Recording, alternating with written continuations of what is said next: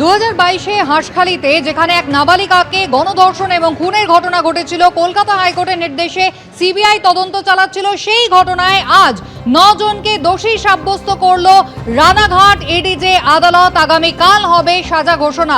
2022-এ হাঁসখালিতে নাবালিকাকে গণধর্ষণ ও খুনের ঘটনায় 9 জনকে দোষী সাব্যস্ত করল আদালত। আগামীকাল হবে সাজা ঘোষণা। কথা বলবো সুজিত মণ্ডল, রয়েছেন আমাদের সঙ্গে টেলিফোন লাইনে। সুজিত, আদালতে ঠিক কি হলো, কি পর্যবেক্ষণ?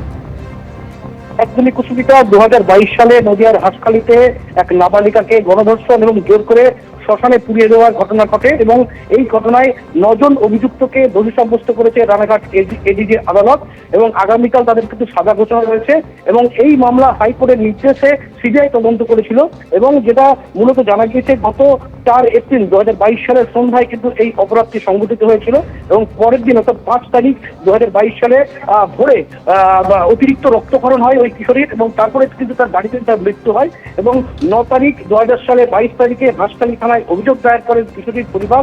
তারপরে প্রথমে গ্রেপ্তার হয় 10 এপ্রিল 2022 সালে এবং রাজ্য পুলিশের যে তরফ থেকে তাদের যে মূল অভিযুক্ত সোহেল বয়ালি তাকে কিন্তু গ্রেপ্তার করা হয় এবং 13 তারিখে হাইকোর্টের নির্দেশে সিবিআই গভীর রাতে তার হাতে কিন্তু দায়িত্ব দেওয়া হয় এবং শেষ পর্যন্ত টোটাল 9 জনকে কিন্তু গ্রেপ্তার করে। তাদের মধ্যে 7 জন সিবিআই কে গ্রেপ্তার করেছে এবং 2 জনকে রাজ্য পুলিশ গ্রেপ্তার করে। এই মোট 9 জনকে আজকে রানাঘাট এডিজে আদালত তাদেরকে কিন্তু সাজা করে দোষী সাব্যস্ত করেছে এবং আগামীকাল কিন্তু তাদের সাজা ঘটনা রয়েছে। কুসুমিতা, একেবারেই তুমি আমাদের সঙ্গে থাকো। সুজিত, 2022-এর সেই ঘটনা, হাঁসখালিতে নাবালিকাকে গণধর্ষণ খুনের ঘটনা এবং তাকে জোর করে পুড়িয়ে দেওয়া হয়েছিল শ্মশানে।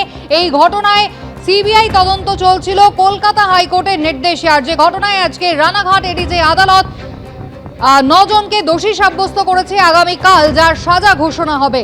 হাঁসখালির ঘটনা 2022 সালে ঘটে এবং তারপর কলকাতা হাইকোর্টের নির্দেশে সিবিআই এই ঘটনার তদন্ত করছিল।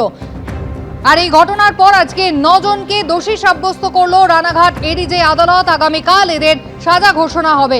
গণধর্ষণ এবং জোর করে পোড়ানোর ঘটনায় দোষী সাব্যস্ত 9 জন। সুজিত মণ্ডল রয়েছেন আমাদের সঙ্গে। সুজিত, হ্যাঁ একদমই তাই। দেখো, 2022 সালের এই ঘটনা কিন্তু প্রত্যেকেরই জানা যে নদিয়ার হাঁসখালি থানার এক নাবালিকাকে গণধর্ষণ করা হয় এবং জোর করে শ্মশানে পুড়িয়ে দেওয়ার মতো ঘটনা ঘটে এবং সেই ঘটনায় কিন্তু 9 জন অভিযুক্তকে দোষী সাব্যস্ত করেছে আজকে রানাঘাট এডিজে আদালত এবং আগামীকাল রয়েছে সাজা ঘোষণা।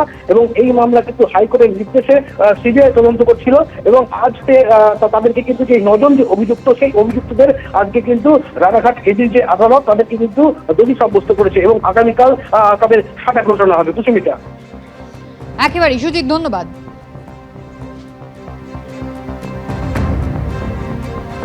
2022-এর ঘটনা যা একেবারে রাজ্য রাজনীতিতে তোলপাড় ফেলেছিল। এক নাবালিকা যাকে গণধর্ষণ করা হয় এবং তারপরে খুনের ঘটনা ঘটে, এমনকি জোর করে তার দেহ পুড়িয়ে দেওয়া হয়, জানিয়ে একেবারে তোলপাড় পড়ে গিয়েছিল পশ্চিমবঙ্গের রাজনীতিতে।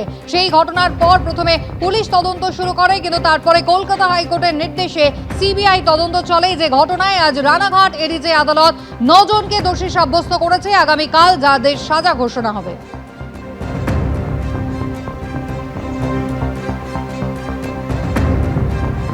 আসছি পরের খবরে। করুণাময়ীতে গ্রুপ সি গ্রুপ ডি চাকরিহারাদের মিছিল শুরু হওয়ার আগে সেটা আটকে দেয় পুলিশ। একেবারে সেই ছবি আপনারা দেখতে পাচ্ছেন।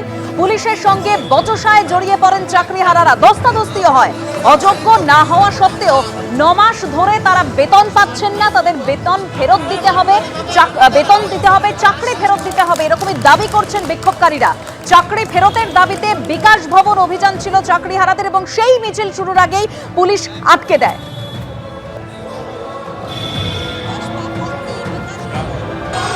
পুলিশের তরফে যেটা জানানো হয় যে বিকাশ ভবনে কয়েকজন প্রতিনিধি যেতে পারে, মিছিল যেতে পারবে না, তাই জন্যই করুণাময়ীতে সেই মিছিল আটকে দেয় police. Group C group D চাকরিহারাদের মিছিল এবং শুরুতেই আটকে দেয় পুলিশ। পুলিশের সঙ্গে বচসা হয়, ধস্তাধস্তি বেঁধে যায় চাকরিহারাদের। ঠিক কি দাবি করছেন চাকরিহারা, কোন দাবিতে তাদের আজকের এই মিছিল, আরো বিস্তারিত আমরা জানবো আমাদের প্রতিনিধি কৃষ্ণেন্দু অধিকারীর কাছ থেকে। কৃষ্ণেন্দু,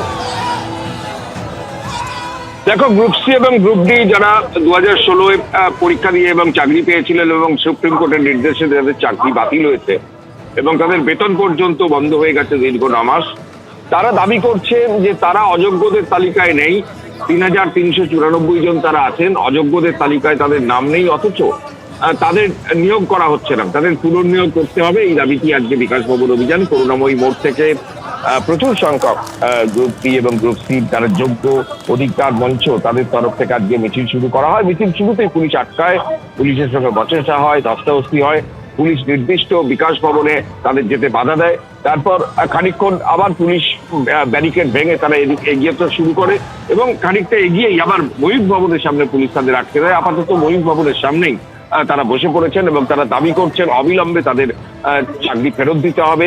দীর্ঘ 9 মাস ধরে তারা বেতনহীন এবং তারা অযোগ্য হিসেবে এখনো চিহ্নিত নন, সুতরাং তারা যোগ্য, সুতরাং এই অবস্থায় তাদের চাকরি ফেরত দিতে হবে। তুমি জানো যে স্কুল সার্ভিস কমিশন ইতিমধ্যেই শিক্ষাকর্মীদের আবেদন নেওয়া শুরু করেছে নতুন পরীক্ষা নেওয়ার জন্য এবং প্রায় 16 লক্ষ পরীক্ষার্থী সেই আবেদনপত্র জমা দিয়েছে এবং সেই প্রেক্ষাপটে তারা দাবি করছেন যে তারা পরীক্ষায় কেন বসবেন, নতুন করে কেন পরীক্ষায় বসবেন। তারা যেহেতু যোগ্য, তারা অযোগ্যদের তালিকায় স্কুল সার্ভিস কমিশন যে তালিকা প্রকাশ করেছে তাদের নাম নেই, সুতরাং তারা শুধুমাত্র তাদের চাকরি চলে গেছে এবং বেতন বন্ধ হয়ে গেছে। এই প্রেক্ষাপটে তাদের চাকরিটাকে পুনর্বহাল করতে হবে।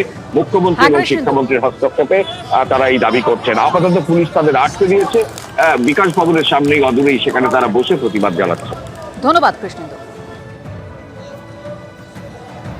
3394 জন যোগ্য শিক্ষাকর্মীকে নিয়ে সরকার, কমিশন এবং বিচার প্রক্রিয়া সবাই খেলা করছে। আমাদেরকে আনটেন্টেড বলা হচ্ছে, কিন্তু আমরা আজকের হঠাৎ আমাদেরকে স্যালারি বন্ধ করে দিয়ে আমাদেরকে পথে বসিয়ে দেওয়া হয়েছে।